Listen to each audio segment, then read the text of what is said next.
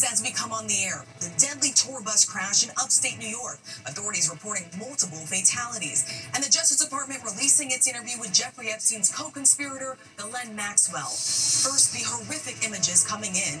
Multiple people killed after a packed tour bus on its way back to New York City lost control at full speed, rolling over, passengers ejected. Children among the injured. First responders treating victims on the highway. But we're learning about the cause. Also tonight, the extraordinary move by the Justice Department. Amid intense scrutiny over the Jeffrey Epstein investigation, the DOJ releasing audio and transcripts of the two-day interview with Epstein's former associate, Ghislaine Maxwell, who insisted there is no client list. What she said about President Trump and about former President Clinton. Tonight, the FBI at the front door of John Bolton's home. Once among President Trump's top advisors, now one of his most vocal critics. Federal agents investigating allegations of his handling of classified documents. The president blasting Bolton in the Oval Office. The court-authorized search raising questions about political retribution. Jonathan Karl with new reporting. Hurricane Erin causing life-threatening rip currents up and down the East Coast. Warnings posted on beaches during one of summer's last weekends. More than 50 million under heat alerts in the West. The growing wildfire threat at this hour. After more than 3 decades behind bars for the murders of their parents, Eric Menendez denied parole. Tonight, his brother Lyle making his plea for freedom. Chilling new body camera video released in the Idaho College murders case. Police seen inside the house going room to room, finding the bodies of 4 victims stabbed to death in the off-campus home. Officers talking to the surviving roommates for the first time. And developing right now, the massive explosion at an oil plant. Thick black smoke pouring into the air, evacuations underway. From ABC News World Headquarters in New York, this is World News Tonight with David Muir. Good evening, and thanks so much for joining us on a busy Friday night. I'm Rachel Scott in for David. We begin tonight with the deadly tour bus crash in upstate New York. The horrific scene on Interstate 90 just outside Buffalo. Authorities say at least 4 people killed, dozens injured, including children. The bus rolling off the highway, landing on its side. Dozens of people on board, several trapped inside, others thrown off that bus. First responders racing to the scene. The highway shut down in both directions. Traffic backed up for miles. The tour bus was returning to New York City from Niagara Falls. ABC's Morgan Norwood leads us off. Tonight, a horrific bus crash in upstate New York, killing at least 4 people and sending many more, including children, to the hospital. Like I said, the bus did roll. There were multiple ejections. There were multiple people trapped, and there's multiple fatalities.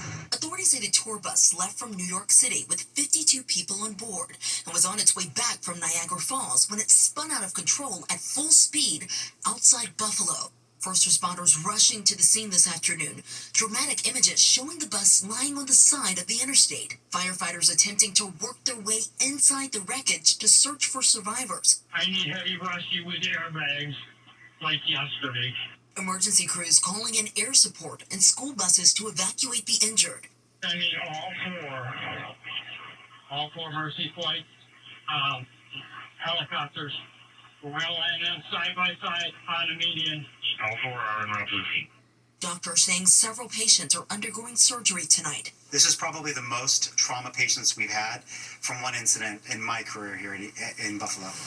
And Rachel, tonight the investigation is underway into what could have caused that deadly crash.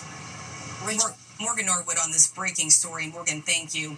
Now to the remarkable decision by the Justice Department. Amid growing scrutiny over the Jeffrey Epstein investigation, Deputy Attorney General Todd Blanche releasing audio and transcripts of his 2-day interview with Epstein's former associate, Ghislaine Maxwell. Here's ABC's Chief Investigative Correspondent, Aaron Katersky.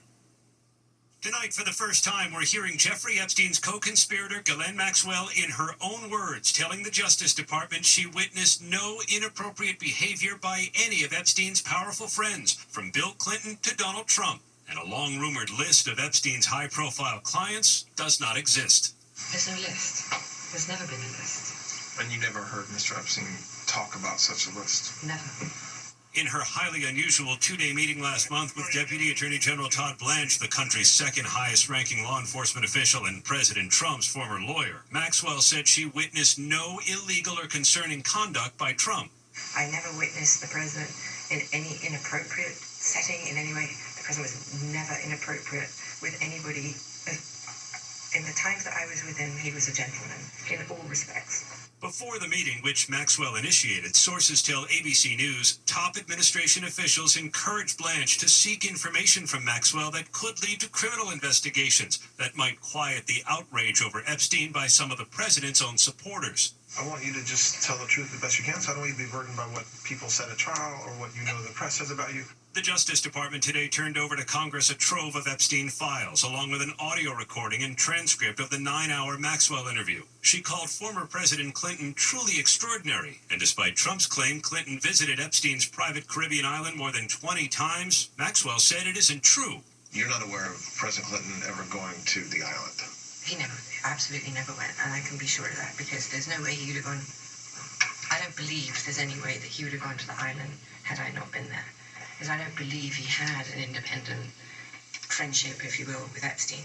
Maxwell also claims she's innocent, despite a 2021 conviction for trafficking minors and enabling Epstein's sexual exploitation of girls. I did introduce him to women. I did, but not underage women. Maxwell is serving a 20-year sentence. President Trump has not ruled out a pardon. Epstein victims like Annie Farmer, who testified against her, say Maxwell deserves no mercy. She didn't just procure girls and women for Epstein, but she herself participated in their abuse. Shortly after her interview, Maxwell was transferred to a minimum security camp in Texas, a rare move for a convicted sex offender. Maxwell is hoping her cooperation will help get her out of prison, and Rachel, President Trump is no doubt hoping it will help him quiet an uproar over Epstein among some of his top supporters that has dogged him all summer. We'll see if it works, Rachel. Yeah, many of his supporters calling for transparency. All right, Aaron, thank you. Stunning images tonight, the FBI searching the home and office of John Bolton. He once served as the president's national security advisor. Now he's one of Trump's most outspoken critics. Sources say federal agents are investigating allegations Bolton may be in possession of classified records. Here's ABC's chief Washington correspondent, Jonathan Karl. President Trump's former national security advisor, John Bolton, arrived at his home this afternoon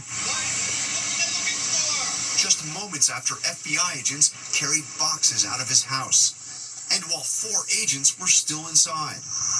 The agents had been there nearly 8 hours, arriving shortly after 7 a.m.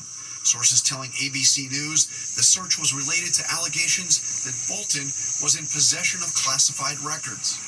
Just moments after the agents arrived, FBI Director Kash Patel wrote on social media, quote, "No one is above the law. FBI agents on mission." The question is whether that mission is retribution. Bolton has been a harsh Trump critic since Trump fired him back in 2019. And for years, Trump has said Bolton belongs in jail. The search of Bolton's Maryland home and also his Washington, D.C. office, where agents were seen removing items this afternoon, were approved by 2 separate federal judges. Back in 2020, President Trump tried to block the publication of Bolton's White House memoir, The Room Where It Happened, a highly negative portrayal of Trump's handling of national security. Trump accused Bolton of putting classified information in the book. Today, Trump insisted he didn't know about the search in advance, but he made it clear he still despises his former national security advisor. I purposely don't want to really get involved in it. I'm not a fan of John Bolton. I thought it was a sleazebag, actually. Just 12 days ago, I asked Bolton if he feared being a target of President Trump's. Are you worried that they're going to come after you in some way? I mean, he's hinted at it before. Well, I think he's already come after me and several others in withdrawing the protection that we had for from the Iranians for the attack on Qasem Soleimani. So I think, and I said in the new forward to the paperback edition of my book, I think it is a retribution presidency. Bolton is one of many Trump critics who have been targeted by the White House and the Justice Department. The president himself has suggested that many of his political opponents, including former Presidents Biden and Obama, should be in prison. Rachel? John, thank you. Next tonight, Aaron moving out to sea. The large storm losing strength, but still creating dangerous conditions along the East Coast. And out in the West, more than 50 million under heat and wildfire alerts. Here's ABC's Stephanie Ramos. Tonight, Erin is still a massive storm, and between the waves, the floods, and the rip currents, the danger is far from over. Normally, Jones Beach is one of the biggest, the largest beaches in the tri-state area. You can see it's all pretty much underwater this morning. Up and down the East Coast, the tides came in with a vengeance. Police officers pushing stranded vehicles in Ocean City, Maryland. Cars swamped on the Jersey Shore. Authorities in Margate, New Jersey say they rescued about 50 people overnight. Swimmers banned from most beaches. The conditions treacherous. You gotta go. On Long Beach, just outside New York City, lifeguards racing into the pounding surf to help a surfer that smashed into the rocks. On North Carolina's Outer Banks, heavy equipment clearing the road, mobile homes caked in sand, crews repairing downed lines.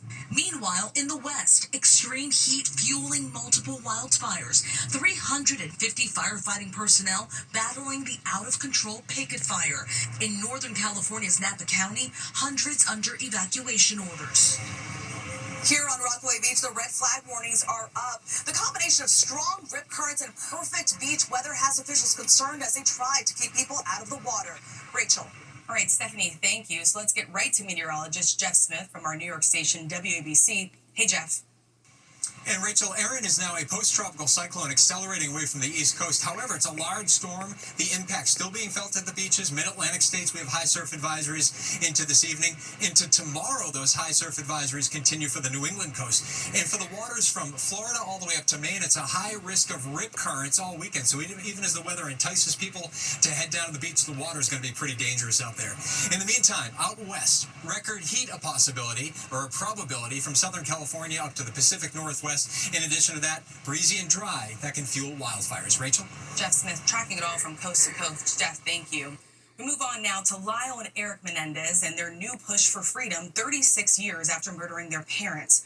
One day after Eric Menendez lost his bid for freedom, his brother Lyle is making an appeal to the board.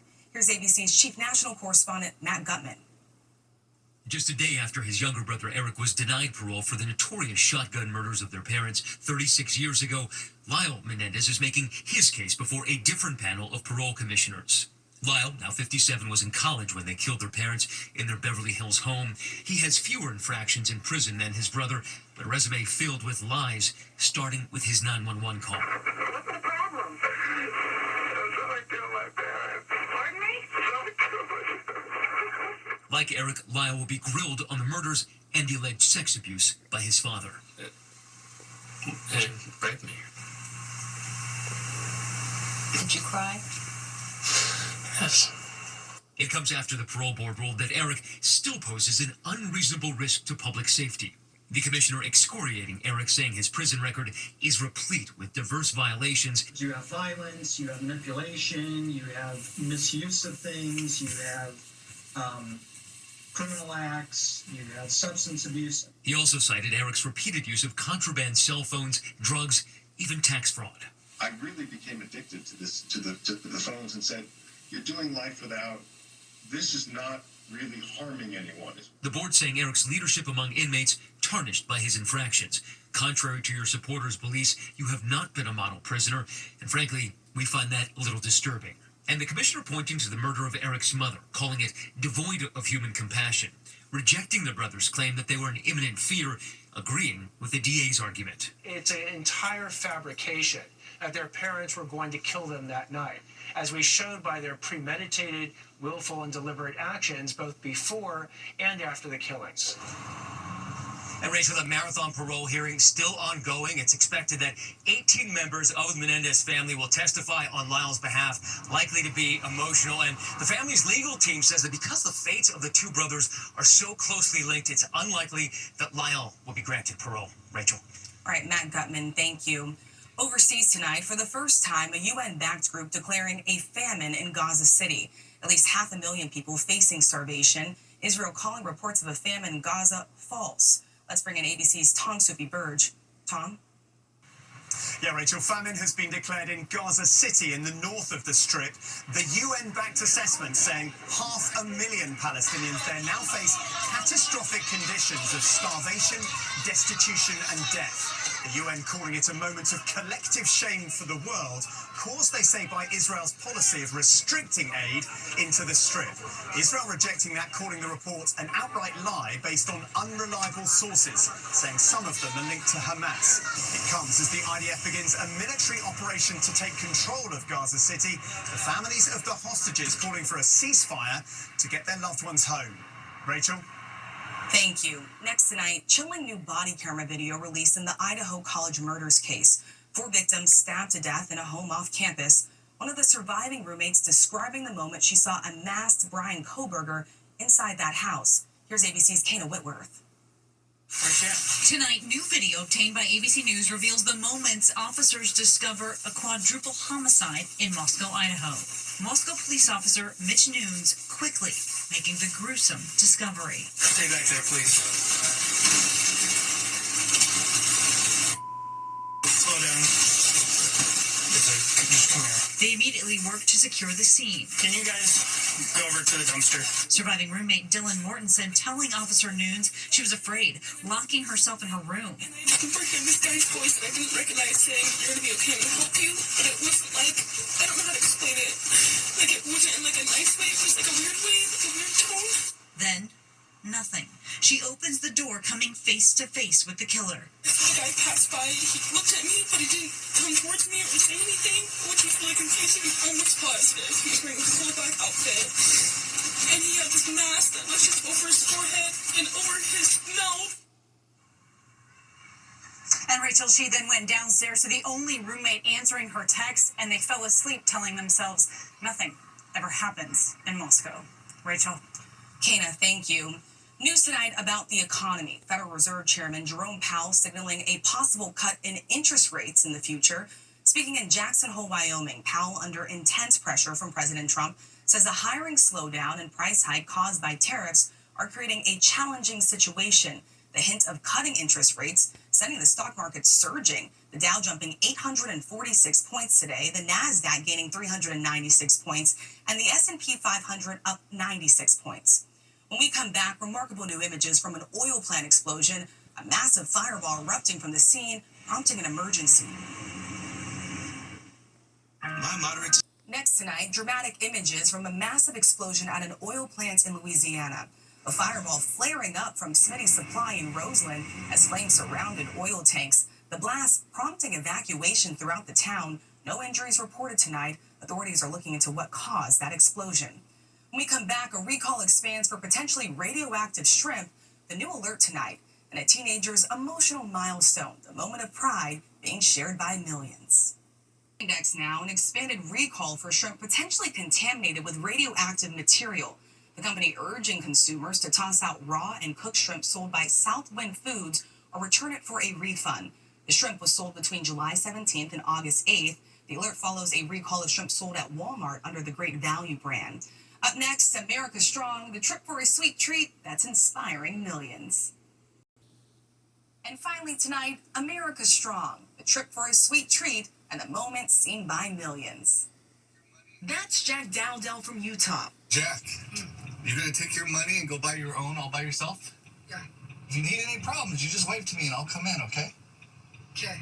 But you could do it, right? Yeah. Get a small Slurpee and you just give them the $2 and they'll give you change and you come, okay? There's that. Okay. He's about to go into 7-Eleven to buy his favorite drink for the very first time on his own. His father, Devin, capturing the moment.